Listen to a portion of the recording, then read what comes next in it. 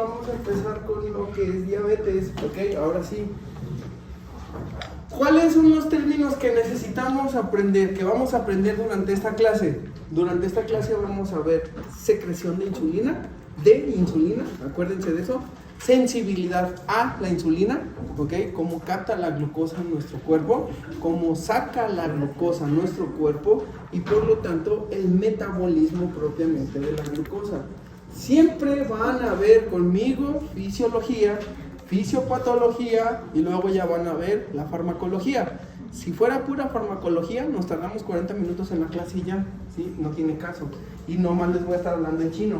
Entonces aquí necesito que pongan atención en todos los parámetros sabidos y por haber. Un paciente, normalmente, como ya les comentaron que no existía la prediabetes, que sí existe, vamos a empezar a aclarar esta situación.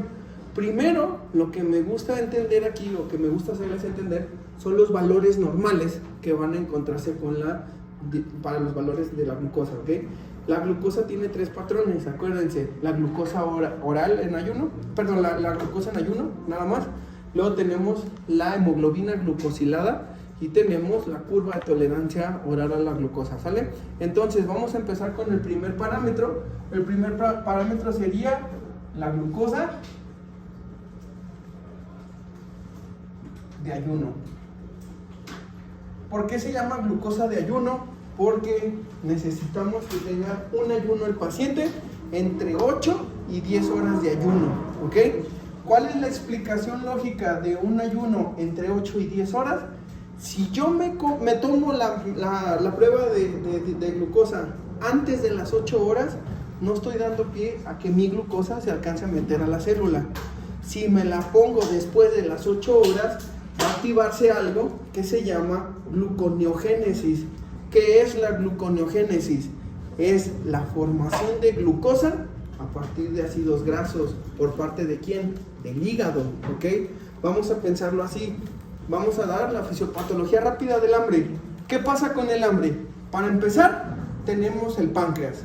El páncreas es de carácter exócrino y endocrino. Cuando hablamos de exócrino nos referimos a amilasa, lipasa, etcétera, etcétera. Pero cuando hablamos de un páncreas endocrino, estamos hablando de glucagón por parte de las células alfa y insulina por parte de las células beta. ¿Sí queda claro? Entonces, el glucagón de las células alfa es el que se va a ver elevado cuando tenemos hambre. ¿Sí queda claro? Y luego, esta hambre nos va a causar cuando tenemos un estado de hambre importante, tenemos esa desesperación por querer comer y te empiezas a inclusive sentir tembloroso, porque el músculo te está diciendo, ¿qué onda? ¿Dónde está mi comida? No me estás dando, ¿cierto? No necesito glucosa. Entonces, en primera etapa pasa eso del hambre. Segunda etapa, ¿qué pasa? Les duele la cabeza, dices, si no he comido ya traigo hasta dolor de cabeza, ¿cierto? ¿Qué sucede con ese dolor de cabeza? Es porque la glucosa que está en el cerebro dice, bueno, el cerebro dice, cámara, déjame aventarte tantito porque tengo mucha glucosa, ¿sí? Parte número 3, y más importante, dicen, este vato no nos está dando de comer, ¿qué necesitamos? Le echan un grito al hígado y el hígado entonces empieza a agarrar los ácidos grasos y los empieza a transformar en glucosa. Y a cambio deja, ¿qué cosa? Cuerpos cetónicos, ¿sí queda claro? Entonces, estos parámetros, si yo paso de 10 horas de ayuno, en automático nos podremos enterar que mi hígado dice, este güey no nos dio desayunar, empiezo a producir glucosa. Me voy y me saco una prueba después de las 10 horas de ayuno y mi glucosa va a estar alta. Y me va a engañar de que tengo diabetes cuando no la tengo. ¿Sí me doy a entender? Por eso desde ahí ya es importante tener en consideración 8 a 10 horas de ayuno, ¿sí? Hasta ahí todo bien, ¿verdad? Entonces, primer parámetro para tomar esto, vamos a ver en todos los 3 niveles, ¿ok? Primero tenemos la normal. Normal, una glucosa normal es de 70 a 100 miligramos sobre decilitro, ¿ok? Ese sería el primer parámetro. En un estado de prediabetes vamos a tener de 101 a 125. Otra vez, miligramos sobre decilitro, ¿ok? Y en un estado de diabetes tenemos más de 126.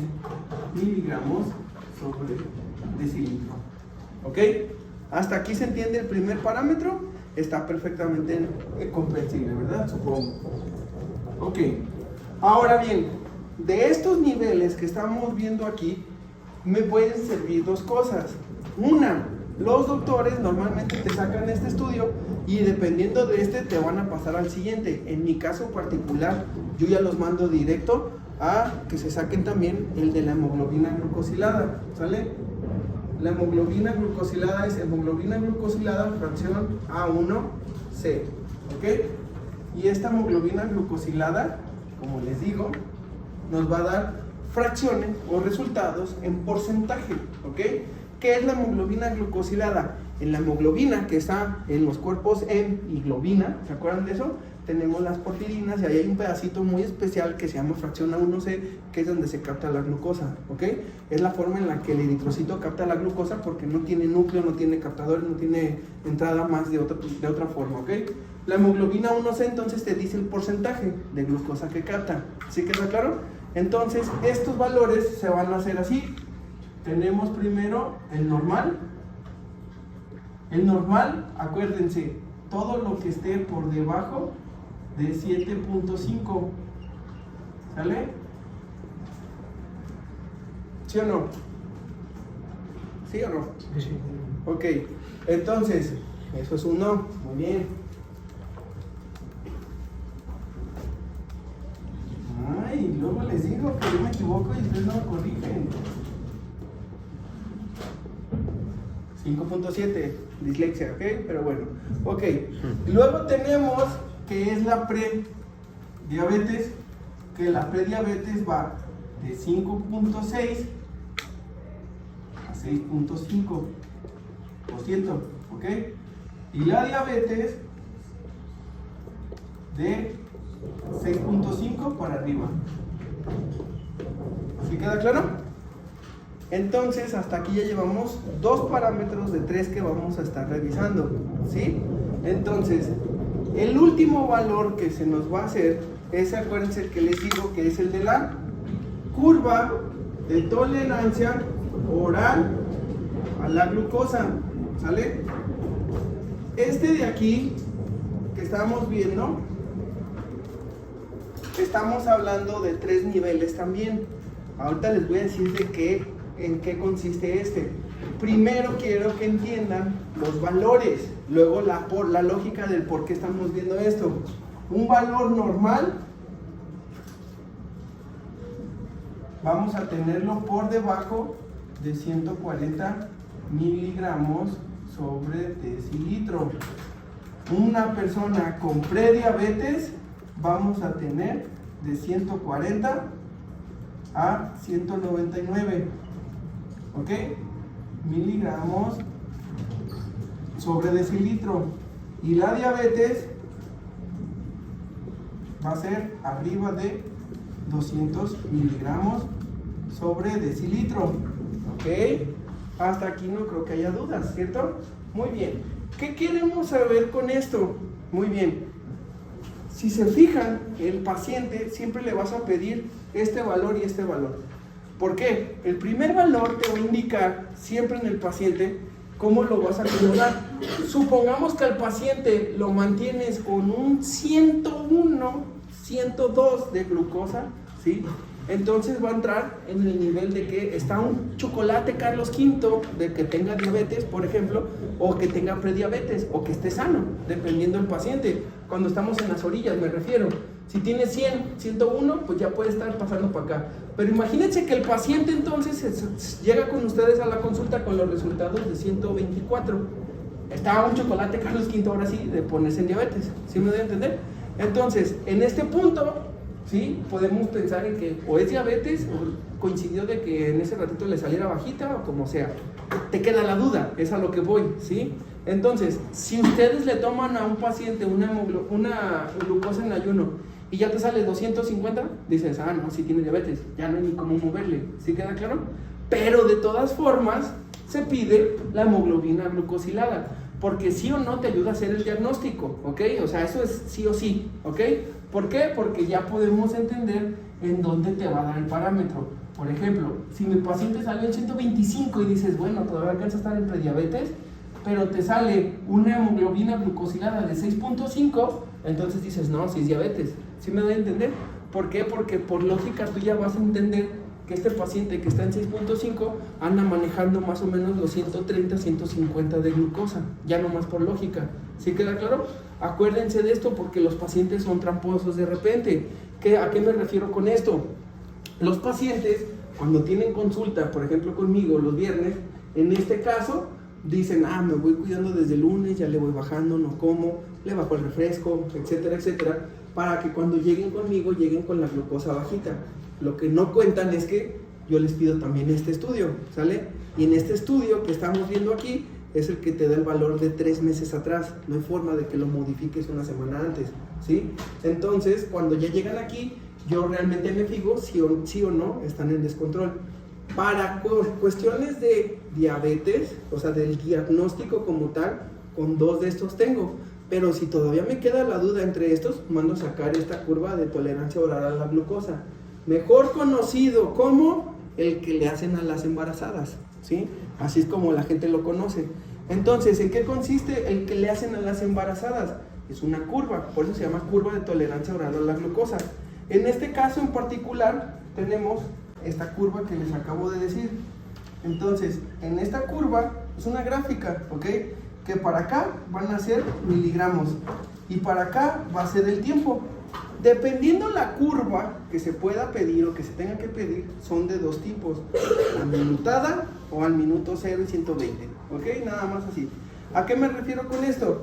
Tenemos aquí el minuto 0, al minuto 30, al minuto 60, 90 y 120 minutos, ¿ok? Todos estos son minutos. Entonces, ¿qué pasa con esto? Yo le voy a tomar una prueba 0 al paciente, ¿ok? Minuto 0. ¿Qué necesito hacer? Acuérdense algo que antes de que se me olvide, aquí ocupa el paciente 75 miligramos de solución glucosada al 50%, ¿ok? Es el clásico suerito ese que va en las venas, chiquito, se conoce como dextrosa, ajá. Entonces, esa cosa no se pone en la vena, sino que se corta el suerito, se pone en un vaso, lo revuelves así nada más para que rápido le digas al paciente, tiene 3 a 5 minutos para tomárselo a traguitos, ¿sale? Porque si se lo toman después, el metabolismo se va a afectar, ¿sí? O por ejemplo, el paciente tiende a que han tomado todos Coca-Cola cuando se le va el gas, ¿cierto? ¿A qué sabe? Muy así como dulce y feo, ¿cierto? Pues esto sabe 3 veces más dulce, ¿sí queda claro? Entonces se pone feo. Y entonces el paciente puede tender a vomitar. Si el paciente vomita, le dices, bye, regrese mañana o otro día porque ya se afectó todo el metabolismo. ¿Sí queda claro? Eso es para tomar lo mejor que se pueda la prueba. ¿Sí queda claro? Bien, tiene que venir en un ayuno entre 8 y 10 horas, igual que todos los demás. Pero lo que quiero que entiendan es que si el paciente, teníamos la duda de que andaba más o menos en 127, vamos a pensar 126, 127, vamos a pensar que tenía eso aquí. Porque nos queda la duda para determinar si de veras era prediabetes o si no era prediabetes. Se llama curva de tolerancia, que entonces estamos poniendo al paciente en 127 miligramos y luego le damos a tomar esa cosa para ver qué tanto se sube. ¿Por qué son 75 miligramos? Porque técnicamente es el equivalente en carbohidratos que consumiría un paciente en un desayuno normal. ¿Sí queda claro? Entonces, aquí lo que va a importar es que empieza a subir, a subir, a subir, ¿sí? Y llega un punto más o menos como a la mitad del tiempo en donde el páncreas empieza a bajar, a bajar, a bajar. Si baja lo suficiente para estar por debajo de 140, entonces va a estar en un estado normal. Pero si no bajó por 140, que acuérdense que aquí sería lo normal, y entonces bajó así como no lo suficiente para quedarse entre 140 y 199, o que de veras no bajó nada, ¿cierto? Y se quedó por arriba de los 200, ¿cierto? Entonces, dependiendo qué tanto tu páncreas tiene la capacidad de volver a meter todo esto hacia el músculo. ¿Sí se entiende así o no se entiende? Hasta aquí no creo que haya dudas, ¿verdad? Entonces, estos pacientes hay que tener cuidado. Si tú diagnosticas la diabetes con estos dos y ya estás bien seguro, porque en la primera toma el paciente sacó 150 de glucosa, ya no le tomas, por lógica, ya no le tomas este. Porque, ¿qué pasa? Le haces así, le tomas a este paciente que ya tenía aquí 150, le das azúcar, miren, adiós, y se va para arriba el paciente, ¿sale? Entonces no tiene caso, ya lo tienes por lógica, ya no lo necesitas. ¿Sí queda claro? Entonces, ¿a quién sí se les hace? A las embarazadas, por eso es más común, porque las mujeres pueden desarrollar diabetes gestacional. Y la diabetes gestacional sí se cura, ¿ok? En el sentido de que retiras al producto y adiós diabetes. Pero es 100% seguro que esa persona va a tener diabetes en algún punto de su vida. ¿Sí me da a entender? Entonces es importante entender por qué el paciente sí o sí puede tener este tipo de problemas. ¿Cuántos aquí tienen papá con diabetes? ¿Y mamá con diabetes? Fíjense, ya quien tiene papá y mamá con diabetes. El que tenga papá o mamá con diabetes ya tienen 50% de posibilidades de tener diabetes. Pero si tienen papá y mamá con diabetes, ya tienen más del 99% de posibilidades de tener diabetes. ¿Se fijan la diferencia? Entonces, ¿qué pasa con esto? Hay que tener en consideración quién sí y quién no puede desarrollar diabetes. Todos ustedes, aunque tengan toda la disponibilidad de tener diabetes, en algún punto de sus vidas pueden retrasarlo. Si a mí me va a dar diabetes a los 60 años y hago dieta y ejercicio y me cuido bien y todo perfecto, puede que me dé a los 70, a los 80, o que me muera antes de otra cosa, antes de que me diera la diabetes, por ejemplo. Sí, puede pasar, ¿sí queda claro? Entonces, es una regla que está ahí el metabolismo y todo, pero también puede pasar de que no te dé la diabetes si te sabes cuidar, ¿ok? Muy bien. Hasta aquí vamos a empezar con la fisiopatología y la fisiología, ¿ok? Esto todavía son niveles nomás para tenerlos establecidos, para saber qué vamos a hacer con el tratamiento de diabetes. Ahora, vamos a empezar al nivel fácil. Entonces vamos a empezar con esto de primaria, ¿ok? Para que ustedes lo vayan entendiendo. Entonces, ¿qué va a pasar? Primero vamos a dibujar una charla, una característica, una caricatura, ¿sí? Que vaya redactando todo esto para que se les vaya haciendo más fácil. Fíjense, primero vamos a empezar por aquí. Ok, ¿qué es esto? Esto es una fábrica, ustedes no lo crean. Ok, hay una fábrica en el reino de no sabemos dónde, ¿sí? Que esta fábrica se dedica a hacer un producto, solamente uno, ¿ok? Este único producto lo que se dedica a hacer son llaves, ¿ok? Esta es la llave única y original. Una vez que se produce esta llave, es repartida por todo el pueblo, ¿sale? Entonces, esta llave va a ser repartida por todo el pueblo, para todas las casas que viven en este pueblo, ¿ok?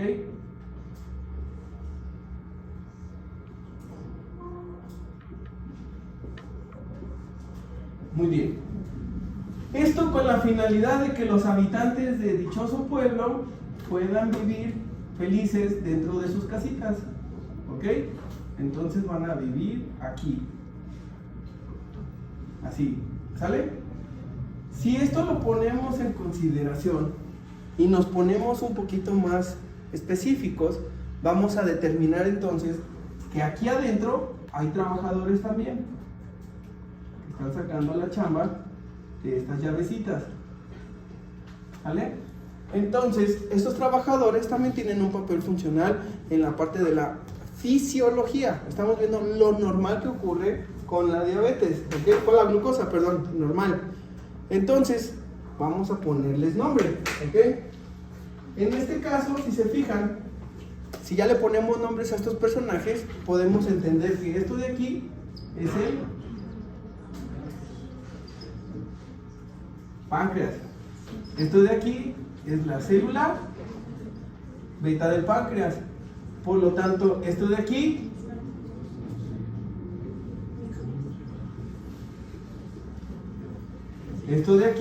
se conoce como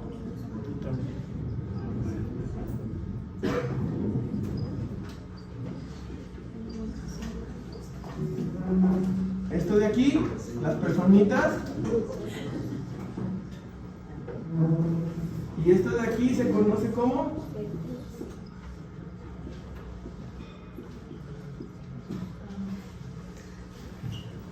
ahora, si nos ponemos más específicos, la puerta de aquí se va a llamar. Y si nos ponemos más específicos, la chapa esta que abre aquí, ¿qué sería? Ah, ¿verdad? Receptores de insulina, tirosinasa. Ok, ya se está complicando un poquito, ¿verdad?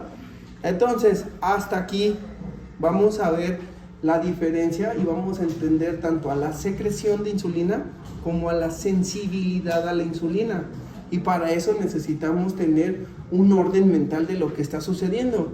Redactado con esta caricatura les va a quedar mucho más claro que cualquier otra fisiopatología de clase que hayan visto, ¿ok? Entonces, ¿qué están viendo aquí? Nada más cómo funciona de manera habitual. Ahora, ¿qué pasa? En el reino de las llaves empieza a haber un problema. Los trabajadores se empiezan a quejar, uno, porque tienen una producción muy grande de trabajo, o sea, está llegando un chingo de glucosa, ¿cierto? Y dos, tienen sombreritos bien feos dibujados. Entonces empiezan a renunciar, empiezan a meterse en huelga y empiezan a bajar la producción. Es como cualquiera de ustedes de alumnos, ¿cierto? Que empiezan en un equipo, son 10, y conforme va avanzando el semestre, por cuestiones distintas y diferentes, no voy a decir nadie, estoy volteando para el techo, de hecho, se pelean, ¿cierto? Y de repente un trabajo empieza a generar de 10 que eran en equipos, ya nomás son 2. Y luego empiezan, profe, es que a mí me dejan toda la chamba, profe, ¿no? Bueno, está bien. Este punto es importante porque de ser 100,000 trabajadores en una empresa X, ahora ya nomás hay 100. ¿Se queda claro? Entonces, ¿qué tienen que hacer? Sacar la chamba, ¿ok? Y siguen haciendo llaves, pero ahora van a hacer llaves de manera rápida y como quede. Ahora sí que es como quede, como se pueda. ¿Sí queda claro? Entonces, ¿qué van a hacer con estos pacientes? Estos trabajadores, empiezan a generar otro tipo de llaves que dicen, oye, pero no han pasado por calidad estas llaves, ¿qué importa? Tú mándalas, ¿ok? Entonces empiezan a generar un montón de llaves, así tal cual, un bonche de llaves y le dicen, ten estas llaves, ¿cierto? Y ábrele ahí, ¿sí? Que es el GLUT4. Entonces, ¿qué van a hacer? Agarran la llave y no sirve, sí sirve, ¿sí queda claro? Entonces, por cada un montón de llaves que estén haciendo, 1 o 2 y van a abrir bien la llave. Entonces, cada vez la gente se va a empezar a meter menos a la célula, ¿sí queda claro? Y si se mete menos a la célula, cada vez menos se va metiendo a la célula, ¿qué está sucediendo? En automático empieza a haber más personitas que se van a acumular aquí, ¿cierto? Cuando ustedes van y se toman una muestra, se toma la muestra desde esta parte, ¿cierto? Desde el torrente sanguíneo. Entonces empiezan a haber niveles elevados de glucosa. Cuando ustedes leen una glucosa alta, están entendiendo que son personitas que no se han metido a sus casitas. ¿Sí queda claro? En el caso importante aquí, empezamos a desarrollar 3 cosas clínicas que son esenciales para el paciente. Las 3 conocidas como las hermanas Poli. Muy bien. Aquí nada más vamos a entender ahorita a la polifagia.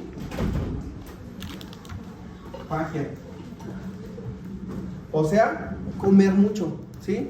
¿Por qué a un paciente le da por comer mucho? Ustedes han visto cómo los pacientes de repente dicen, tengo una hambre muy desesperante, me siento así, quiero comer un dulce o algo, ¿sí? En ese punto te da mucho por comer porque tienes una resistencia a la insulina, ¿sale? Entonces, ¿qué es la resistencia a la insulina? Ahorita vamos para allá. Primero quiero que quede claro que te va a dar de comer mucho. ¿Por qué? Porque tú quieres comer mucho en el sentido de que tú técnicamente tienes la glucosa aquí. Pero el hecho de que tengas la glucosa aquí está diciéndote que no está aquí. ¿Sí me doy a entender con eso, verdad? Si está aquí es porque no está aquí. Entonces, si no está aquí en la célula muscular, tu cuerpo te dice, güey, tenemos hambre, tienes que comer porque necesitamos meter glucosa. y tú dices, ya metí, no le hace, queremos más, ok, te da por comer más y empiezas a comer más y más y más y más. Aparte de que ya comiste más y ya tienes niveles altos de glucosa en la sangre y ya metiste más comiendo todavía, tu cuerpo te dice, no, este güey no nos está dando de comer, y le hablan al hígado, y el hígado otra vez, gluconeogénesis, y esa gluconeogénesis, ¿qué empieza a hacer? Glucosa a partir de los ácidos grasos. Y entonces, ¿qué está haciendo con esa gluconeogénesis? Te lo intercambia por cuerpos cetónicos. Entonces estás yéndote a más glucosa por el hígado, la que te metiste tú comiendo y la que ya traías alta, entonces se va a un estado de hiperglucemia. Te vas a la fregada con esto y ya tienes 180, 190 de diabetes, ¿sí? De los niveles de glucosa.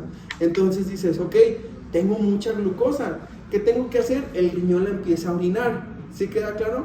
Y entonces el riñón empieza a eliminar glucosa,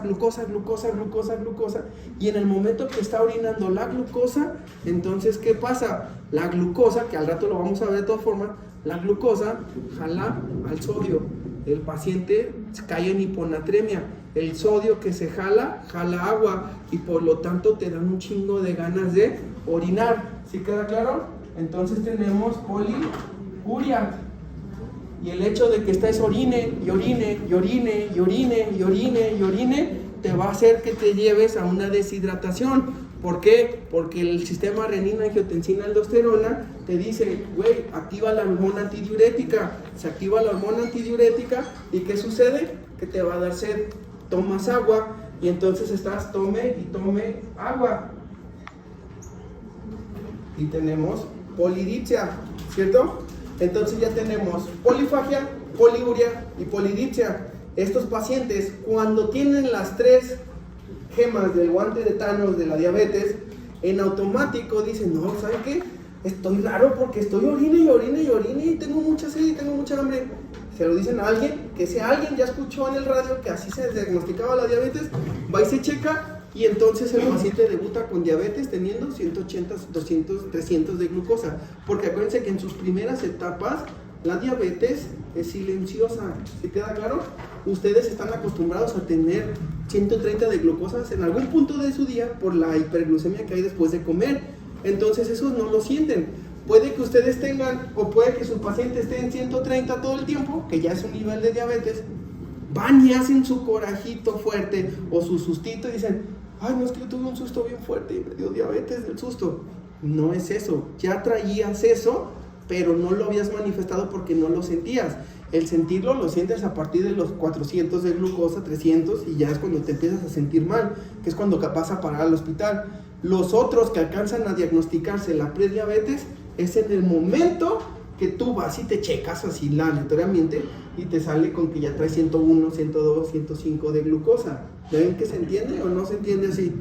Es muy fácil determinar estas cuestiones, porque ya a partir de aquí ya estás entendiendo la parte nivel fácil, ¿cierto? Ahora nos vamos a la parte nivel intermedia.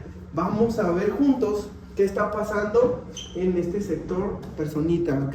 Que sería la célula beta del páncreas. No es lo mismo el páncreas que la célula beta del páncreas, ¿es cierto o falso? Bien, entonces vamos a empezar ahora con la parte de la secreción de la insulina. Aquí tenemos una célula. Esta célula se llama célula beta del páncreas, ¿ok? Así la vamos a titular aquí. Bien, ¿cómo empieza todo este cagadero? Estamos viendo la secreción de insulina. Secreción de insulina. ¿Cómo vamos a llegar al factor de producción de insulina? Propiamente, a ver si aquí acomodándolo así se entiende, la célula beta del páncreas ya trae, así, spoiler alert, ya trae insulina. ¿Sale? Quédense con eso nada más para que se acuerden. ¿De dónde viene esta insulina? ¿Se acuerdan? El núcleo manda un RNA mensajero que lo va a mandar al ribosoma. ¿Se acuerdan de eso? El ribosoma lee el RNA mensajero y le va a decir, hazte insulina, ¿sí? Entonces ya se hace insulina y aquí anda nadando. Nada más para que quede claro que la célula beta del páncreas ya traía insulina. ¿Sí queda claro? Bueno, vamos a empezar entonces desde el principio. Aquí vamos a tener un canal que para las células beta del páncreas, este canal se va a llamar GLUT3. ¿Ok? Está presente en las células beta del páncreas. Entonces, vamos a empezar con esta cascadita. El canal se llama GLUT3, ¿ok? Entonces empezamos así. La glucosa se va a meter a la célula, ¿ok? Entonces, se va a quedar así como glucosa. En este caso, la glucosa necesita transformarse. Si la glucosa se quedara como glucosa aquí, la glucosa tendrá la facilidad de salirse. Por eso necesitamos modificarle, porque esto es una hexoquinasa, ¿ok? Son 6 fosfatos, ahorita vamos a ver eso. Entonces dices, bueno, entonces hay que transformarla. ¿Cómo la van a transformar? Por medio de una enzima que se llama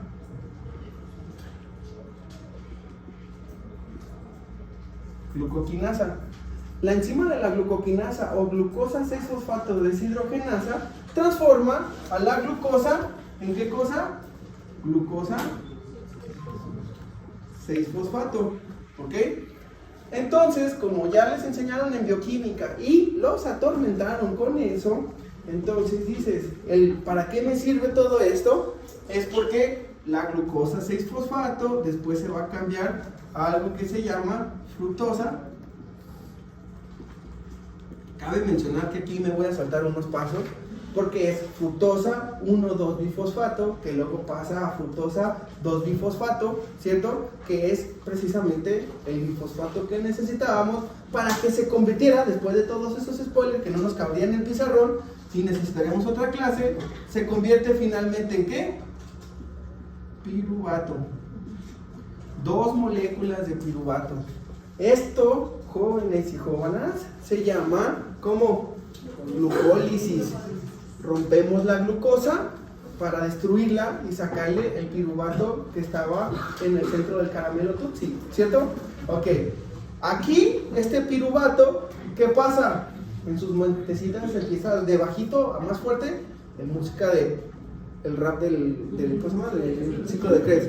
Entonces empieza y metemos el piruvato, se convierte en oxalacetato por medio de no sé qué chingados y no nos importa nada de eso, ¿ok? Hasta que se mete, entonces, ¿a qué cosa dijimos? A la mitocondria. Entonces se va a meter ¿a dónde? Al ciclo de Krebs, ¿sale? El ciclo de Krebs, ¿qué función tiene? Hacer un chingo de ATP. Chingos y chingos de ATP, ¿ok? Este ATP tiene la posibilidad de irse a la parte aquí de la célula, ¿cierto? A unos canales específicos llamados canales de potasio dependientes de voltaje.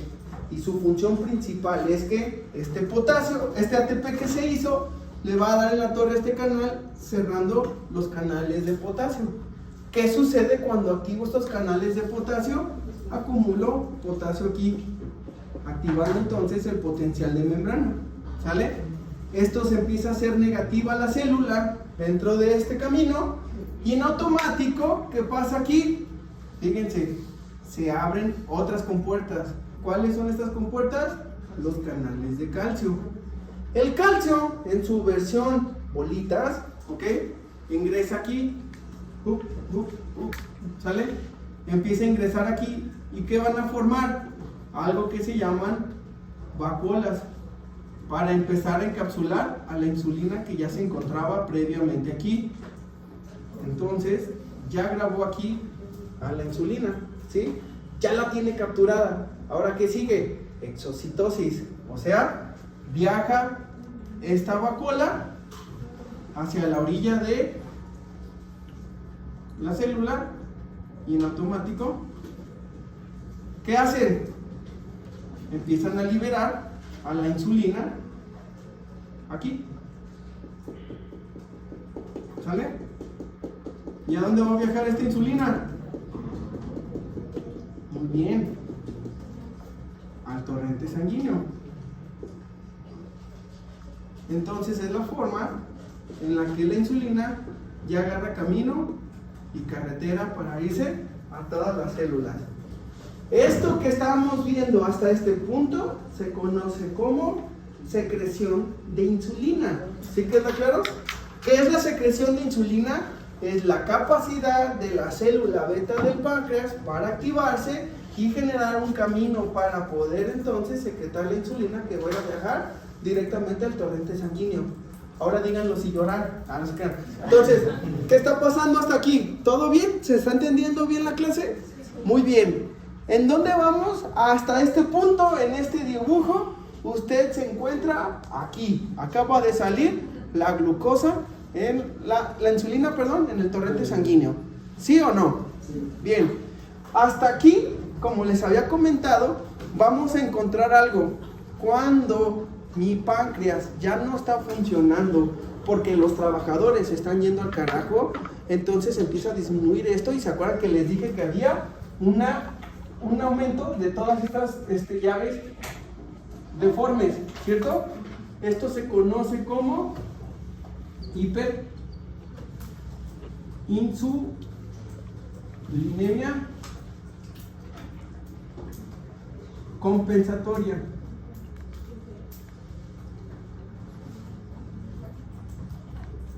¿Por qué? Porque es el último paso antes de que nos dé diabetes, de querer encontrar el equilibrio, la homeostasis. ¿Sí queda claro? Entonces, por eso, el páncreas, no importa que tenga poquitos trabajadores, empieza a generar un montón de producción de esto para que por lo menos alguna abra la puerta y alcance a meter a la glucosa necesaria. Pero poco a poco va fallando más el páncreas y poco a poco se va metiendo menos la glucosa. ¿Sí queda claro? Lo que afecta a algo que se llama sensibilidad a la insulina. Sensibilidad es qué tanto mi músculo va a captar a esa glucosa. El susto, ¿qué pasa con un susto? Un susto te libera mucha adrenalina. La adrenalina va a ir al páncreas y le va a decir al páncreas, hazte más insulina, esta parte de aquí, para que metamos glucosa, porque necesitamos glucosa en el músculo, porque te vas a poner a correr porque ahí viene el león a comernos. ¿Sí queda claro? O el cholo a asaltarnos, no lo sabemos, depende de donde estemos. Entonces ahí es donde depende qué es lo que está llevándose a cabo. ¿Sí queda claro? Entonces esa sí sería la cuestión aquí. Tú te empiezas a sentir mal porque te asustaste, porque te enojaste, lo que sea, y entonces vas y te tomas una prueba y te va a salir con niveles de glucosa altos porque hubo una descarga adrenérgica que te hizo eso. ¿Sí queda claro? Entonces, bueno, hasta aquí, este punto importante, si se fijan, entonces nos quedamos aquí, en este punto, ¿sale? Este punto, donde vamos para acá, ¿sí se alcanza a ver? Sí. Cámara 1, ¿todo bien? Ok, y única. Entonces tenemos aquí, en este punto en particular, la corrida de la sangre. Entonces ahora lo que vamos a ver es cómo la llave entra aquí. Todos hemos visto algún video que se quedan viendo en los reels o en donde sea, cómo se ve una llave así entrando a un mecanismo, cómo se gira y cómo se levantan los cilindritos y cómo se va abriendo la puerta y te quedas ahí viéndolo, ¿no? No te importa, pero dices, ay, algún día me va a servir para salvarme. No, cierto, nunca pasa. Pero bueno, el chiste de esto es que vamos a hacerle zoom a la puerta y a la chapa para entender cómo se abre esa puerta, ¿sale? Entonces, ¿cómo funciona eso? Acuérdense que ya se soltó la insulina. Ahora vamos a ver cómo se capta esta glucosa. Captación de glucosa, no de insulina. ¿Sí queda claro? Entonces tenemos otra. ¿Ya llegaron a qué? Aquí ya llegamos a la célula muscular. Aquí es como se llama aquí. Este es el pueblo de célula muscular. Entonces, aquí en la célula muscular tenemos algo que ya vimos en clase, que van a decir, no es cierto, y yo digo sí, y ustedes dicen, claro que no, y yo digo sí, les dije que se lo aprendieran, y ustedes, claro que no, yo estudio mucho, y yo les voy a decir, y ustedes van a decir, bueno, entonces ya, hasta ahí queda, ¿ok? Entonces, ¿qué va a pasar? Tenemos aquí estos que se llaman receptores de insulina. Son receptores tipo 2 o tirosincinasa. ¿Sí queda claro? Estos receptores tirosincinasa tienen algo que se llama receptores fosforilables, ¿ok? Aquí tenemos un fosfato y acá tenemos otro fosfato. Entonces llega nuestra llave, ¿ok? La llave es esta llavecita aquí y aquí que se está grabando, ¿ok? Entonces esto es, acuérdense, la insulina. Insulina con su receptor tenemos ligando receptor, ¿cierto? Este ligando receptor va a mandar, esto genera una cosa que se llama fosforilación cruzada. O sea, este receptor de aquí fosforila a este de aquí y este de acá fosforila a este de acá. Ok, punto y coma. Aquí voy a hacer un paréntesis para entender que hay un montón de bolitas que activan a otras bolitas que no vamos a mencionar para fines no tormentosos para ustedes. La neta no lo necesitan, ¿sí? Esto no es para investigación y cosas así. Pero, bueno, lo que hacen es una señalización en donde, como les dije, estos receptores se llaman receptores tirosincinasa, ¿cierto? Entonces, esto cuando ya se fosforiló se llama sustrato de receptor de insulina, SRI. Estos sustratos de receptores de insulina es el efecto que ocasionó que se fosforilaran estos dos. Generan los SRI y estos SRI van a ir a una molécula que se activa, que estaba dormidita y se va a activar aquí, que se llama AMPK cíclico, ¿ok? El AMPK cíclico va a ir a activar a otras bolitas, como por ejemplo a la proteína sinasa C. ¿Sale? Y de aquí ya se van a activar otras bolitas específicas que ya no voy a mencionar porque les digo, clínicamente no tiene una función. Pero lo que a mí me importa de todo esto es que van a llegar directamente ¿a dónde? Al núcleo, ¿ok? Y en el núcleo van a tener aquí ¿a quién? Al ADN. Y en el ADN en particular, aquí en una parte muy pequeñita y especial del ADN, ¿sí? Van a encontrarse con un gen, ¿ok? Estos genes se conocen como los genes PPR gamma. ¿Sí queda claro? ¿Qué hacen estos PPR gamma? Una vez que ya llegan a la señalización, los PPR empiezan a generar una traducción que se va a convertir, que ya lo hemos visto, en RNA mensajero, ¿cierto? Este RNA mensajero lo que está haciendo es que va a llegar ¿a dónde? Al ribosoma, ¿se acuerdan de eso? Y el RNA se va a leer aquí, el RNA mensajero se lee en el ribosoma y al momento que lo está leyendo, ¿qué creen que se está haciendo? Una proteína. Esta proteína lo que está haciendo es la parte inmadura, por así decirlo, pero ya cuando se hace la proteína, ya se formó. Acuérdense que esta producción de proteínas no es otra cosa más que el GLUT4 que teníamos que hacer. Entonces esta proteína es un GLUT que va a viajar aquí y se va a transformar en la puerta de entrada. ¿Para quién? Para la glucosa. Y entonces la glucosa logra entrar y empezamos otra vez un cagadero de señalización. ¿Sí se entiende o no se entiende? ¿Ven cómo conecté 7 materias de bioquímica, 2 de fisiopato y 3 de farma aquí? Justo en este momento, porque tenemos ya toda la secreción y la sensibilidad de insulina. ¿Sí o no se entiende así? Entonces, ¿cuál es nuestro objetivo principal de todo esto? Es entender para qué me sirve todo esto, ¿ok? Una vez que ya comprendimos esto, pregúntenme, ¿tienen alguna duda? Ahorita es cuando para entender la fisiología y la fisiopatología de la diabetes. Porque, acuérdense, cuando tenemos una diabetes tipo 2, estamos no teniendo una producción adecuada de insulina. Entonces, ¿qué está pasando? Algo aquí está sucediendo mal, que no me está dejando generar la insulina bien. ¿Sí queda claro? Algo aquí me está haciendo mal en la célula muscular, que no me está haciendo captar la glucosa bien. ¿Qué? No sé, pero hay algo que me está afectando. ¿Sí queda claro? Entonces podemos entrar en el mundo de la medicina. Ahora sí.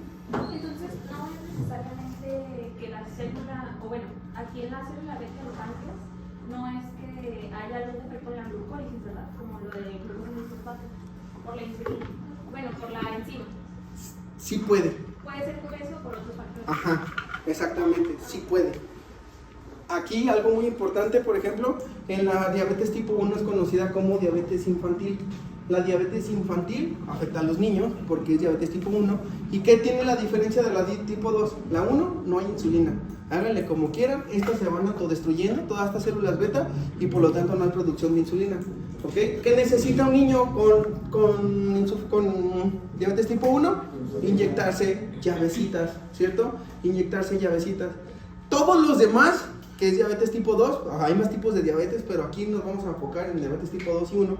Todos los demás, todos los mecanismos de acción normales o demás que vamos a ver, están basados en esta parte, unos y otros en otras partes del cuerpo. Aquí viene lo interesante. Aquí, para fines prácticos y poder irnos a un descansito ahorita que terminemos esto y pasarnos a los fármacos, aquí se van a dar cuenta de algo bien importante. Chéquense nomás. Vamos a empezar con el más importante, o el más conocido por ustedes. Por eso les digo, toda la clase la puedo dar aquí sin ningún problema, pero les voy a poner diapositivas para que vean que se pueden llevar algo hacia sus clases. Ok, metformina. ¿Qué pasa con la metformina? ¿Cuál es el mecanismo de acción de la metformina? Ustedes leen el libro que quieran y te van a decir, si bien no está bien entendido todos los mecanismos de acción de la metformina, pero se cree que, ¿ok? Ese es esto. 1. La metformina actúa captando mejor a la glucosa por parte de los receptores y los canales. Punto número 2. La metformina actúa mejorando el ciclo de Krebs para que haya ATP y para que se cierre todo esto y que genere todo esto de acá, ¿sí? Punto número 3. La metformina mejora la secreción de insulina en este punto en particular. Punto número 4. La metformina ayuda a fijar la insulina muy bien a su receptor, ¿ok? Todos estos son los caminos por los cuales la metformina es el paracetamol de la diabetes, ¿sale? Por eso se utiliza muy bien para todo, aparte de que es muy segura, no tienes tantos efectos adversos y mejora bastante bien todo. ¿Sí queda claro? Característica importante de la metformina: te detiene un poquito más en el estómago el vaciamiento gástrico, te da una sensación de llenado técnicamente, pero acuérdense, este llenado, te tienes más glucosa en el estómago, por lo tanto jala más sodio, por lo tanto jala más agua, y entonces ¿qué te va a hacer? Cacahuada, ¿cierto? O sea, diarrea. Entonces esta diarrea te puede durar los primeros 3 a 5 días como efecto secundario más importante, hasta que tu cuerpo se estabilice y aguante la metformina, ya que es una semana más o menos, ya empiezas a soltar mejor el tratamiento. ¿Sí queda claro? Hasta este punto ya entendimos entonces cómo trabaja la metformina, ¿cierto? Ahora nos vamos a pasar a otro medicamento que se llama sulfonilureas. Las sulfonilureas, por ejemplo, bueno, es la familia, y las sulfonilureas, por ejemplo, la glibenclamida. ¿Dónde trabajan? Aquí, ¿ok? Ayuda a cerrar los canales de potasio. Por si metabólicamente no se alcanzan a cerrar los canales de potasio, alcanzas a cerrarlos con él. ¿Sí me explico? Cierras a los canales de potasio, concentras más potasio, abres los canales de calcio y mejoras la secreción de insulina. ¿Se fijan? Aquí ya tenemos otro mecanismo de acción importante. Otro mecanismo de acción que se puede entender ahora es acá. Los PPR, ¿sale? Al momento que yo aquí mejoro la función de PPR, tengo una mejor captación de ¿qué? De glucosa. La glucosa se va a captar mejor. Entonces, ¿cómo los activo bien? Con algo que se llama tiazolidinedionas, ¿ok? Estas tiazolidinedionas son obviamente otro tipo de fármacos que van a activar directamente aquí para ayudar a establecer este funcionamiento. ¿Queda claro esto? ¿Sí o no? Ahora, tenemos otro mecanismo de acción importante. Este otro mecanismo de acción es, acuérdense que les dije que teníamos aquí, por ejemplo, teníamos, aquí voy a dibujar esto.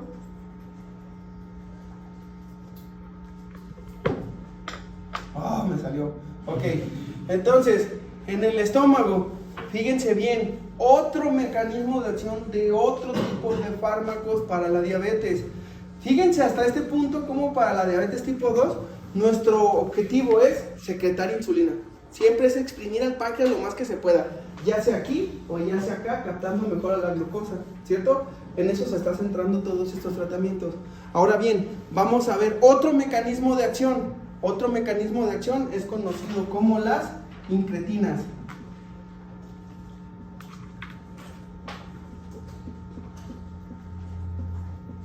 Que directamente no tiene que ver mucho con esto, directamente, pero indirectamente sí. ¿Qué son las incretinas? Las incretinas, acuérdense que les dije que las células alfa producían, ¿qué cosa? Glucagón. Entonces, si yo aquí me como algo, una comida en particular, por ejemplo, vamos a poner aquí, es una pieza de pollo. Digo, para que quede claro, pues, ¿verdad? Sobre todo. En cuanto la comida entra al estómago, ¿qué empieza a haber? Efecto incretina. Empiezan a haber hormonas, ¿ok? Que van a generar aquí un funcionamiento. Este funcionamiento, o estas hormonas que se generan, se llaman GLP-1. ¿Qué quiere decir esto? Proteína like glucagón. O sea, es una proteína que se parece al glucagón. ¿Sí queda claro? Aquí vamos a ver un mecanismo de acción y por lo tanto también vamos a ver algo, ahorita dentro de la siguiente bloque, vamos a ver a los inhibidores de la DPP4. Entonces vamos a ver GLP-1, inhibidores de la DPP4 y SGLT2. Ya sé que parecen clicas acá de barrios de cholos, pero ahorita los vamos a ir describiendo cada uno de ellos. Por eso ya nos la llevamos hasta aquí tranquilo. ¿Sí queda claro? Estos actúan en el riñón, estos actúan haciendo el valor de incretinas y así sucesivamente. ¿Ok? ¿Dudas o preguntas? ¿Se está entendiendo chido? Sí. Espero que sí. Bueno, ya está pues. Dense un ratito de... Bien. Ya vimos todo lo referente a la producción de la glucosa, a la secreción de insulina, cómo se capta, bueno, todo eso que ya vimos. Ahora nomás nos falta analizar poco a poquito los tratamientos rápidos contra el tratamiento de la diabetes. Esto, como les digo, es bien rápido, ¿sí? En el sentido de que ya casi acabamos. ¿Qué hacemos? Entonces vamos a tener aquí, por primera opción, las biguanidas. Las biguanidas es la familia donde alberga la metformina, ¿sale? La metformina es la única biguanida disponible en todo el mundo, ¿sí? Antes había fenformina, antes había funformina y había otras cosas, ¿ok? Que ahorita ya no. ¿Por qué? Porque el mecanismo de acción, el efecto secundario más importante de todo esto era que nos ocasionaba acidosis láctica, ¿ok? Entonces ya no funciona ese, ya no nos interesa más que la metformina. Como les dije, la metformina funciona muy bien porque tenemos una disminución de la producción de glucosa, disminuye por parte del hígado, ¿ok? Gluconeogénesis. Luego aumenta la captación de glucosa y disminuye la absorción intestinal. Ya hemos visto todas estas cosas, los efectos gastrointestinales, entre ellos la diarrea, ¿ok? Muy bien. Hasta aquí el mecanismo, bueno, la función importante de la metformina, no tanto el mecanismo, sino más bien todo lo que conlleva a la parte del tratamiento sería básicamente así. Tenemos la metformina, son 850 miligramos cada, ya sea 24 horas, por ejemplo, ¿ok? Como un primer inicio para dar el tratamiento. Entonces tenemos que el paciente, acuérdense, así lo tenemos el esquema, mañana, tarde y noche. Entonces se da en la mañana, nada en la tarde y nada en la noche. Esto para hacer que el paciente tenga una aceptabilidad por parte de su cuerpo, para que tenga un buen funcionamiento y no tenga los menos efectos adversos. Después que ya tolera el paciente el medicamento, vamos a tener entonces en la mañana y en la noche el tratamiento. ¿Sí queda claro? Para poderlo tener. Si el paciente sigue descontrolado, porque puede durar mucho tiempo con esto, Si el paciente sigue descontrolado, entonces podemos tomarnos uno en la mañana, uno en la tarde y uno en la noche.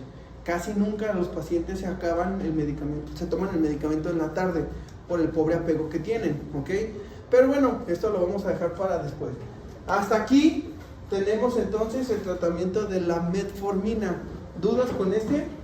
Al final de todo, les voy a enseñar un cuadro, que este cuadro es el que explica el cuándo, el cómo y el por qué se debe de utilizar cada uno de los medicamentos, porque luego me preguntan, doctor, ¿y cómo sé qué medicamento es el que le debo de dar al paciente? ¿Cierto? Esto es por la Federación Internacional de Diabetes, que voy a explicar más al final, ¿ok? Ok, entonces bueno, este medicamento de la metformina se tiene que dar sí o sí, o ajustar, perdón, a la función renal, ¿ok? Bueno, ahora vámonos a los que tienen, como les dije, esto que es, así tal cual, fármacos con actividad incretina, inhibidores de la DPP4, ¿ok? Primero tenemos que entender que un inhibidor de la DPP4 se llama DPP4, primero se tiene que decir porque es un dipeptidilpeptidasa, es una enzima. Esta enzima se encarga de degradar, fíjense bien, el medicamento es un inhibidor de la DPP4, o sea que tenemos que apagar a la DPP4, pero ¿qué hace la DPP4? La DPP4 va a estar aquí, fíjense, era lo que les estaba explicando antes en esta cosa, antes de irnos al receso. ¿Qué estábamos viendo aquí? La incretina, el sistema de incretina, es aquel sistema hormonal que en cuanto cae alimento a nuestro cuerpo, empieza a hacer una secreción de estas incretinas. GLP-1 es la incretina que va a salir aquí. Estas incretinas que salen al torrente sanguíneo, ¿a dónde creen que van? Van a ir directamente hacia la célula beta del páncreas, ¿ok? A estimular la producción ¿de quién? De insulina. Acuérdense, a mayor cantidad de glucagón empieza a producirse ¿qué cosa? La insulina. ¿Se acuerdan que les dije? Y esto es porque el glucagón está, ahora sí que de cagón, ¿cierto? En el páncreas, haciendo lo que trabaje, que trabaje, que trabaje. Entonces el páncreas dice, bueno, pues ya me voy a poner, y empieza a generar insulina al mismo tiempo que se empieza a bajar la producción de glucagón, GLP. ¿Sí queda claro? Entonces, desafortunadamente, en cuanto comemos, salen estas incretinas, pero estas incretinas tienen una vida media aproximadamente de 15 minutos. O sea, así se acaba esta incretina. ¿Sí queda claro? ¿Por qué se acaba así la incretina? Porque el hecho de que llegue entonces aquí los DPP4, así nada más, sin inhibirlos. ¿Y qué hacen los DPP4? Inhiben a la producción de incretinas. ¿Sí me doy a entender? ¿Qué pasa? DPP4 apaga las incretinas ya no están aquí y por lo tanto ya no van a dar lata al páncreas y ya no hay una producción de insulina. ¿Sí queda claro o no queda claro cómo funcionan las DPP4? ¿Sí? ¿Dudas? ¿Preguntas? ¿Seguros?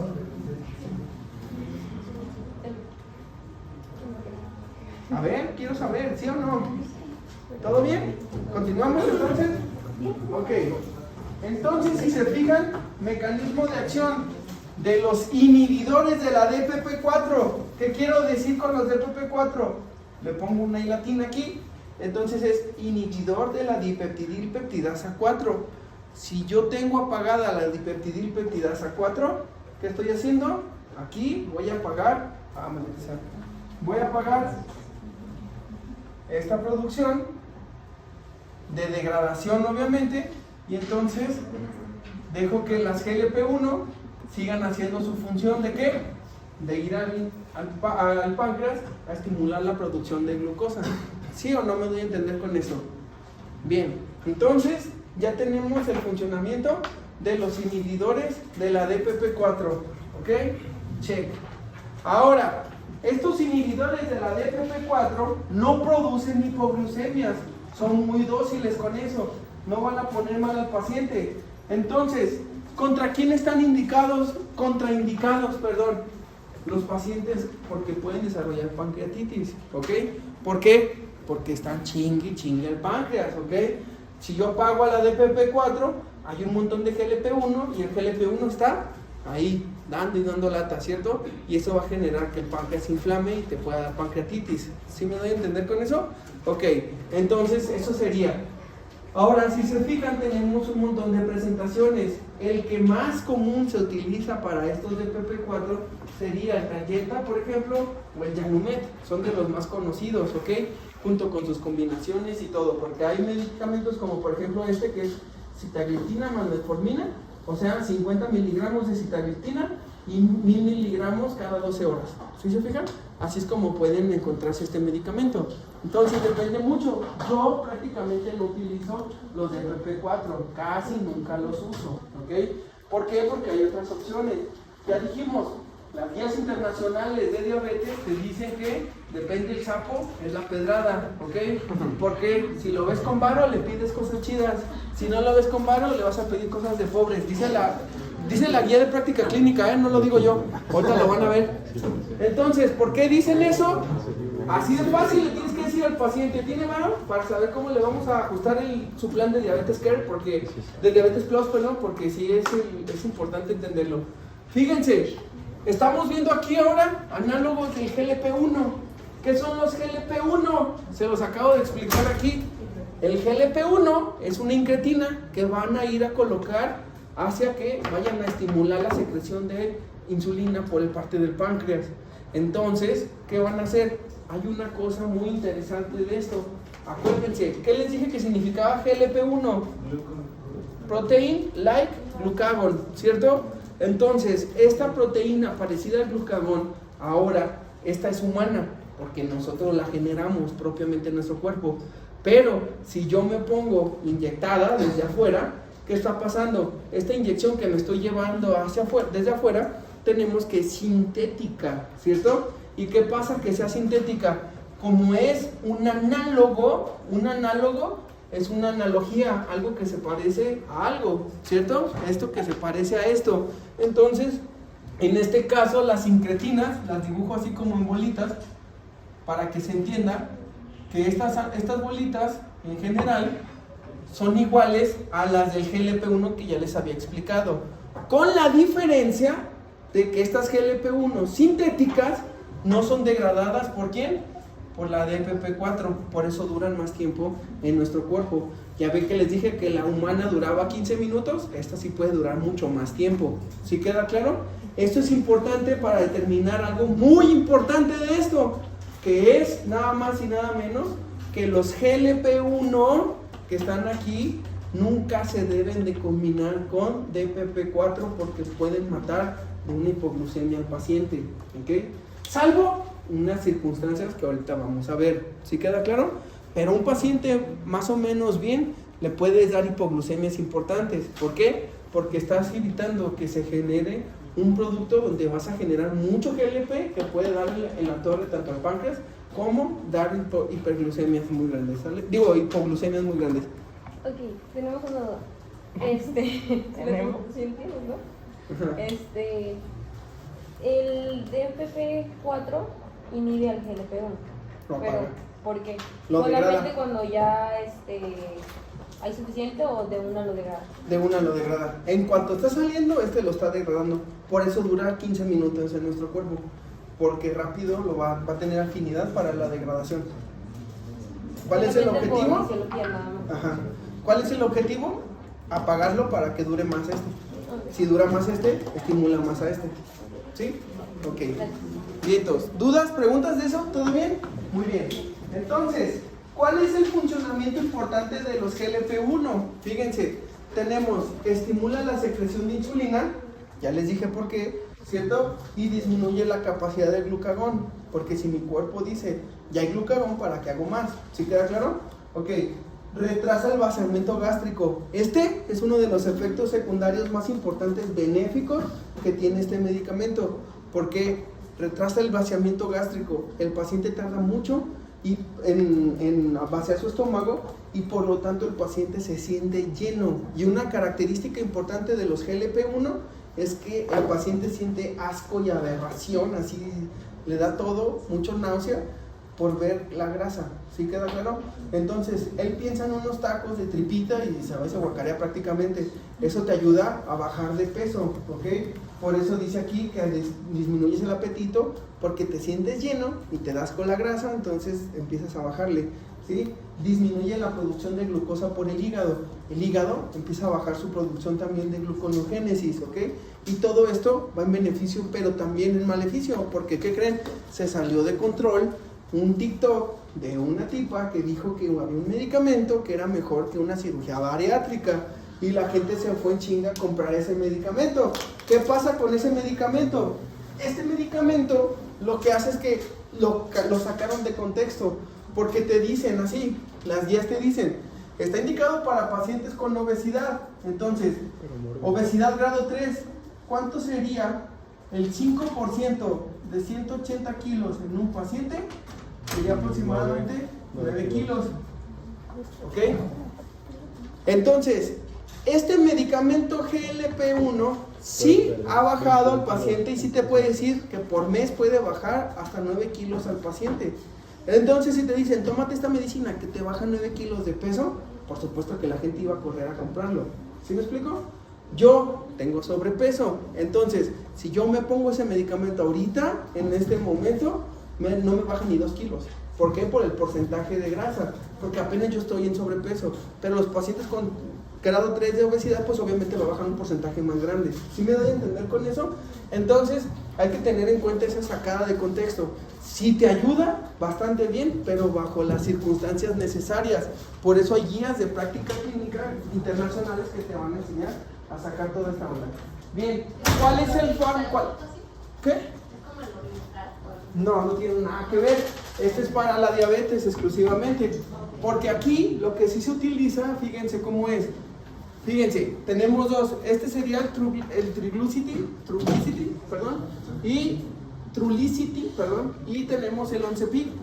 Desde mi punto de vista, el Oncepic es el que más me gusta a mí, ¿sale? Porque tiene menos efectos, es más seguro y además es cardioprotector, ¿ok? Entonces, ¿qué hace este? Fíjense, por ejemplo, tenemos el Oncepic. Tienen estas dosis, 0.6, 1.2 y 1.8. Estos medicamentos se inyectan como la insulina, pero una vez a la semana. La insulina se pone diario, ya la llevamos de gane. 2, se tiene que ir subiendo así, vean, es como del tamaño de una pluma, más o menos. Entonces, ¿qué tenemos aquí? Una ventanita que nos va diciendo la dosis. Y aquí tenemos la dosis que nos va quedando de líquido, y aquí tenemos una inyección, una jeringa que se cambia cada que se usa. Entonces, ¿qué haces? Tú le giras, va tronando hasta que esto aparece el punto 6. El punto 6 te lo colocas, ¿ok? Disparas y en automático tú escuchas la descarga. ¿Sale? Se acabó. Eso es en una semana. La siguiente semana le subes a la siguiente dosis, ¿ok? Y la tercera semana le subes aquí y aquí te mantienes, ¿sale? Aquí es donde ya se mantiene el paciente, ya no hay ningún problema y así. Si el paciente se le olvida una vez tomárselo o no pudo comprarlo o no se lo aplicó, lo que sea, vuelves a empezar desde el principio otra vez el esquema. Primero uno, después otro y después otro. Porque como es GLP-1, acuérdense que va a haber una sobreestimulación pancreática y si le das un madrazo de GLP-1 así después de dejarlo un rato, le puede dar una pancreatitis. ¿Sí queda claro? Y el paciente verdaderamente se pone mal. El paciente está vomitando, está muy cansado, se siente muy fatigado, etcétera, etcétera. ¿Ok? Pues hay que tener cuidado con estos.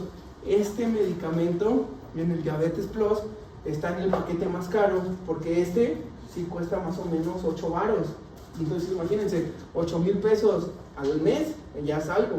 ¿Sí queda claro?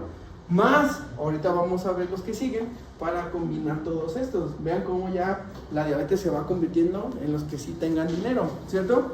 Entonces, ya les dije, atención en esto. No se puede poner DGPP4 ni GLP-1 juntos porque te pueden dar una hipoglucemia más fea. ¿Sí queda claro? Bien. Luego tenemos a la pioglitazona. La pioglitazona ya la habíamos visto. No las uso yo, ¿ok? Ni de pedo. ¿Por qué? Porque tengo muchos pacientes con síndrome metabólico. Entonces, si te fijas, dice activa los PPRs. Ya vimos dónde están los PPRs, ¿cierto? Aumenta la captación de glucosa por los tejidos, por lo tanto. Entonces, No se usa en pacientes con insuficiencia renal, la verdad. Aquí sí que puede, pero no se usa.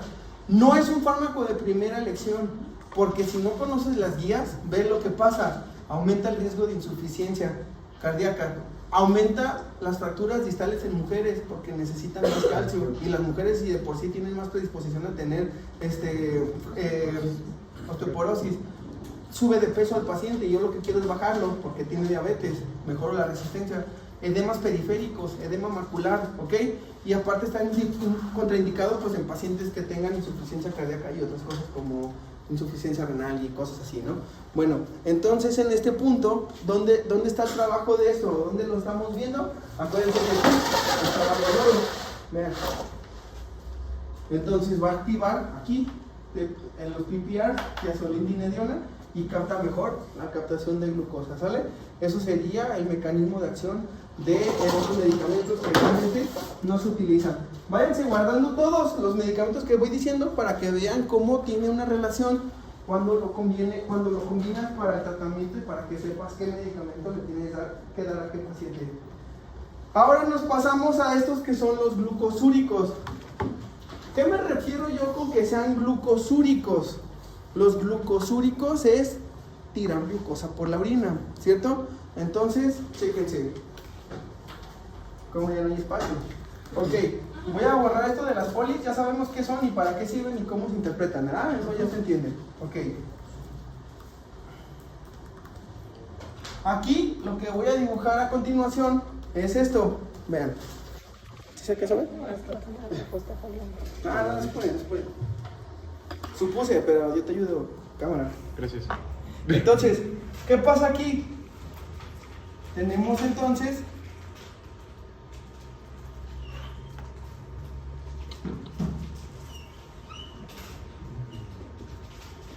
a la nefrona, ¿ok? ¿Qué tenemos en la nefrona? La nefrona tenemos a los túbulos contorneado proximal, el asa de Henle y el distal. Se sabe que en el túbulo contorneado proximal, más del 60% se reabsorbe de glucosa. Reabsorber es que vuelva a pasar a la sangre. Entonces, la glucosa que está aquí, así se va a llamar esto, glucosa, la glucosa pasa por aquí y en el túbulo contorneado proximal tenemos a estos receptores específicos que se llaman SGLT2, que significa sodio, glucosa, transportador tipo 2. ¿Sí queda claro? Entonces, ¿qué me refiero con esto? Un paciente sano, un paciente que no tiene diabetes, de manera natural pasa al riñón la glucosa y cuando pasan al túbulo contorneado proximal están activos estos receptores que hacen que diga la glucosa, no, tú regrésate, ¿sale? Y entonces se vuelve a pasar, ¿a dónde? A la sangre. ¿Sí queda claro? Entonces se pasa la glucosa hacia acá. ¿Qué pasa cuando se pasa acá? Se va a pasar ¿a dónde? Otra vez regresa al torrente sanguíneo, ¿sale? La glucosa. Pero acuérdense que la glucosa, además de que entra por ahí, además a la glucosa que ya regresó a la sangre, se jala siempre a su amiga sodio, ¿ok? Y siempre el sodio se va a jalar a su amiga agua. Entonces ya tenemos agua, sodio y glucosa que regresaron a la sangre gracias a estos receptores. Un paciente que tiene chingos y chingos de niveles de glucosa alta, ¿sí? ¿Qué está pasando? Satura a estos receptores. Entonces ya no hay manera de que muchos receptores alcancen a captar y la glucosa sí alcanza a pasar por este lado. Era lo que les decía hace rato. Entonces empiezas a generar la glucosa, glucosuria. ¿Sí queda claro? Entonces, ¿qué tenemos que hacer con un paciente que tiene muchos niveles de azúcar, pero que todavía no tira la glucosa aquí en la orina? Bueno, tenemos que abrirle a la llave de la glucosa. ¿Cómo hacemos esto? Entonces, a los SGLT2 le ponemos una hilatina, otra vez, ¿cierto? Y esta hilatina es un inhibidor de los SGLT2. ¿Qué estoy diciendo con eso? Que los inhibidores del SGLT2 van a trabajar apagando a estos canales aquí.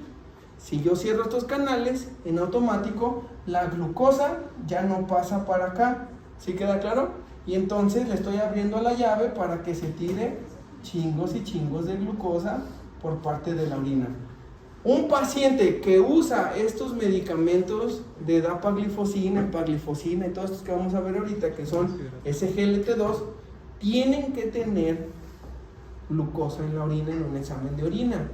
Si tú tienes por arriba de 1000 un paciente con glucosa que no toma esto, está el paciente descontrolado, pero que sí toma esto quiere decir que lleva un control bueno. Entonces, ¿cuál es aquí otro de los defectos o efectos adversos que pueden encontrarse de estos medicamentos? Estás orine y orine y orine azúcar. Es como las bacterias, tiras tantita coca y de repente llegan las hormigas a colonizar ese chaquito de coca que tumbaste, ¿cierto? Acá es lo mismo, estás orine y orine glucosa, ¿quién va a llegar? Bacterias y hongos, ¿cierto? A forrar todo el tracto urinario. Y entonces, ¿qué haces? Infecciones urinarias continuas, ¿sale? Entonces eso es de las cosas que van a presentarse con este tipo de pacientes. ¿Sí me doy a entender con esto o no? Entonces, ¿qué hacen? Efectos importantes, como les dije, aquí está, es el mecanismo renal de la glucosa provocando la glucosuria, ¿sale? No sé por qué se montan así, pero bueno.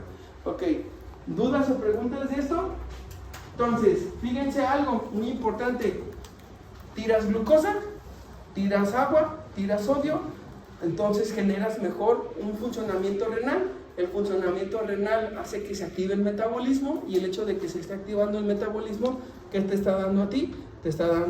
No te está dando otra cosa más que una quema de calorías, ¿ok? Por eso también empiezas a bajar de peso con el paciente, ¿sale? Además de que mejoras la función de los triglicéridos y el colesterol al mismo bajar de peso, porque te estás quemando a los triglicéridos nada más con ir al baño porque estás orinando bien. ¿Sí queda claro?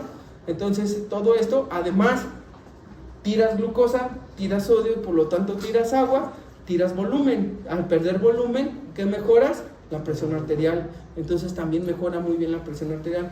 Si le vas a dar menos trabajo al corazón, le vas a dar un buen funcionamiento a los riñones y además te baja de peso, pues está perfectamente establecido. ¿Para quién? Para personas con insuficiencia cardíaca o insuficiencia renal. ¿Se fijan? Porque los estás ayudando a que mejoren. ¿Sí queda claro? Entonces ahí ya se va armando el cuándo le debo dar qué cosa a mi paciente. Ahorita lo vamos a ver de todas formas con las clases. Además, tenemos combinaciones muy efectivas, como por ejemplo, aquí, en este caso importante, al que me gusta utilizar mucho a mí, es este de aquí, empaglifosina más metformina. Es una tableta que ya trae la dosificación necesaria de metformina en combinación con esta de empaglifosina. ¿Cuánto es?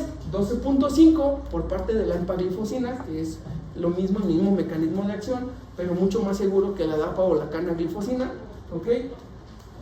Diagonal, 1000 miligramos de metformina. Entonces se da en la mañana y en la noche este medicamento, por eso dice aquí cada 12 horas, ¿ok? Este medicamento anda como por los 2.500 varos también al mes, más los 8.500 más o menos del otro, entonces ya se sumaron unos 11 varos más o menos al mes. Entonces el paciente paga grandes cantidades de dinero para mantener bien establecido sus niveles de glucosa, siempre y cuando tenga varo, dice la guía práctica, ¿ok? Y yo cuando tengo consulta, ¿ok? Muy bien. Entonces, bueno, aquí es importante porque luego ya nos vamos a encontrar con otros mecanismos de acción. ¿Cuál es este mecanismo de acción? Los secretagogos. Secretagogos es secretar glucosa. ¿Cuáles son estos? Aquí actúan sulfonilureas. ¿Cuál les dije que existía? La glibenclamida, ¿cierto? Entonces la glibenclamida lo que hace es secretar aquí y cerrar los canales de potasio, y volvemos con la cadena. Si cierro los canales de potasio, mantengo el potencial de acción, abro los canales de calcio, bla bla bla bla bla, que ya vimos. ¿Sí queda claro? Esta sería la pauta para entender cómo funcionan entonces estos secretagogos de insulina. ¿Qué hacen como efecto secundario más importante? Te suben de peso. Tú no quieres subir de peso al paciente, ¿ok?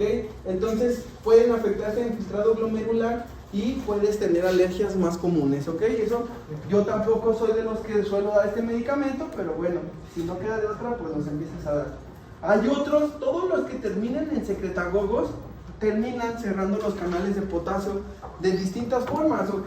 A lo mejor la sulfonilurea actúa en esta zona y esta de la glicidina actúa en este lugar, pero cierran el canal de potasio finalmente, no se usan, de todas formas no se preocupen, ni siquiera lo preguntan en el examen, ¿ok? Porque ni siquiera están figurados en las guías de práctica clínica, ¿ok? Luego tenemos este que tampoco lo anoten, este se llama acarbosa, y este lo que hace es que disminuye la absorción de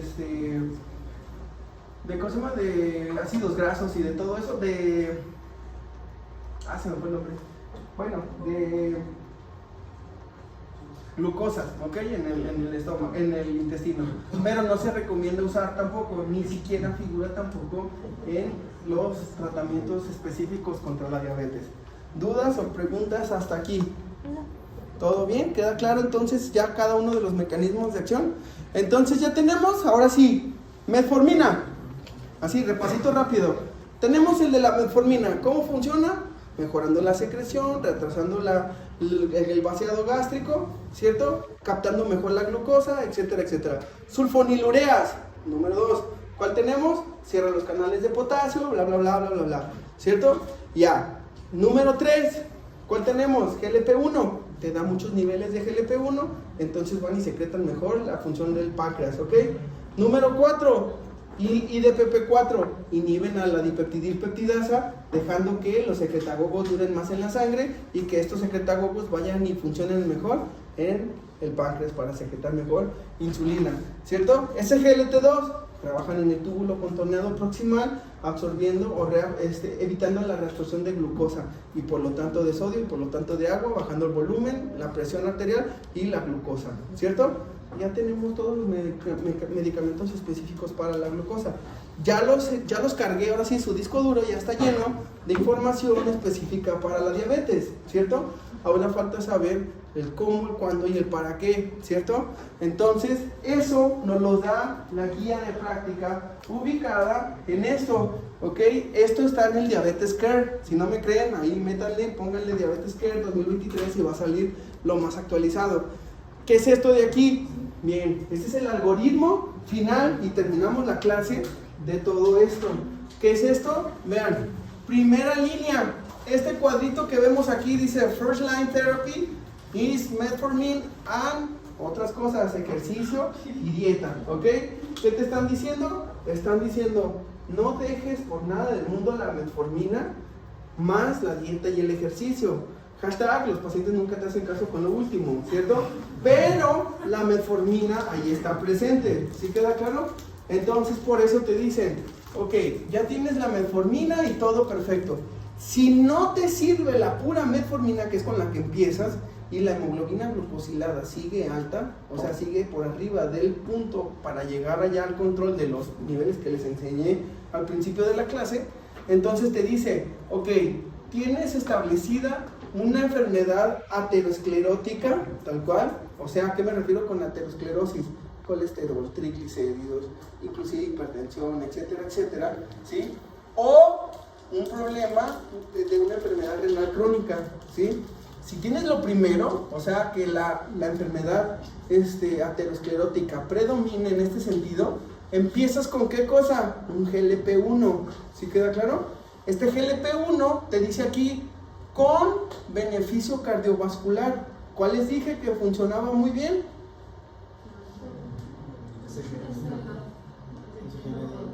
No. La inyeccióncita de la jeringa, la que les dije que 11 pi, muy bien. Ese es el que funciona, ¿sale? Y luego te dicen o sea que puedes usar este o este que sería ahora sí el SGLT2, ¿sí queda claro? Entonces, a esto se lo das al paciente y le dices, lo veo en 3 meses. 3 meses es lo mínimo necesario porque acuérdense que es lo que la glucosa, la hemoglobina glucosilada va a encontrar un cambio, ¿sí? Es antiético para mí darlo cada mes porque no va a haber un cambio funcional en estos parámetros de la hemoglobina glucosilada, ¿sí queda claro? Entonces, ¿qué pasa? Dice, si la hemoglobina glucosilada sigue por arriba de ¿cómo se llama? El target o el punto para bajarlo a la glucosa, ¿sí?